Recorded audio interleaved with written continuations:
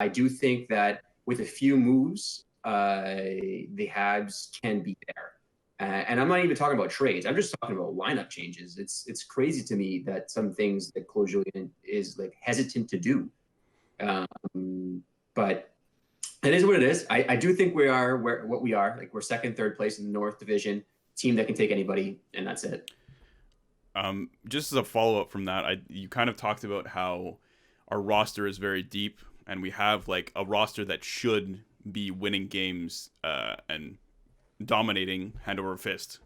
So do you think it's a problem these days with coaching? Are you on the bandwagon of like fire Claude, or are you like, do you have a leash for him?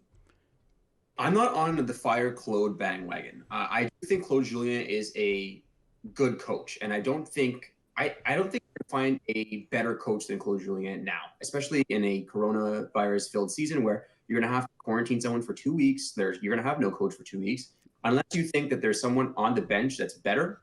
So Kirk Muller, I forget his Dominic Ducharme, maybe bringing up Joel Bouchard from Laval. Unless you think one of those guys is better, clearly, than Claude Julien, enough to swallow the cost of his contract, there's no point in firing him. So I don't see that happening at all. But I would like to see a little bit more flexibility from Claude. It drives me insane that Philip Danault is still playing with Brendan Gallagher. You have Jesperi Kotkaniemi, especially during this downside of the season where it's been 7 games or so. In the last 7 games, he's been clearly better than Danault and Suzuki. I don't care what anyone says. And last night, just for a comparison against the Leafs, Danault and Suzuki play 17 minutes a night, and Kotkaniemi is playing 13. When he's clearly the best player currently on the team.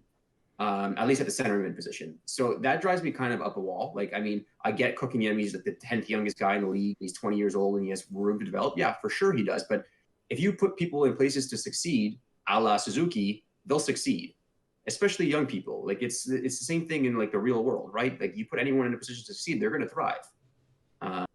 Phil Danault, I'm sorry, have a nice career somewhere else. Don't playing in Montreal anymore because you're completely useless to this team right now. You haven't scored a goal yet, I don't think, still. He can kick rocks, honestly, as far as I'm concerned. And another one that drives me up a wall is Victor Mete. Sorry, buddy, you are what you are. You're a 6th defenseman, 7th defenseman. You got lucky in your first year that the Habs sucked and you needed to play with Weber. And so you have this faux value of who you are. But like outside of being able to skate well, what does Victor Mete do well or even decent?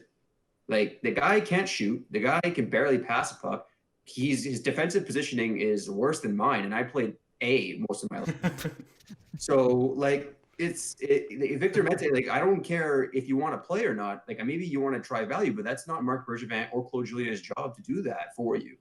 Like I mean, if you came into games and you were clearly better than Brett Kulak or Alexander Romanov, then sure, play games, but you're not. You're terrible. And sorry, I know he's a fratel of yours, Amaki, but like, yeah, for sure. I mean, you're hitting the fratel pretty hard right here. I'm not gonna lie.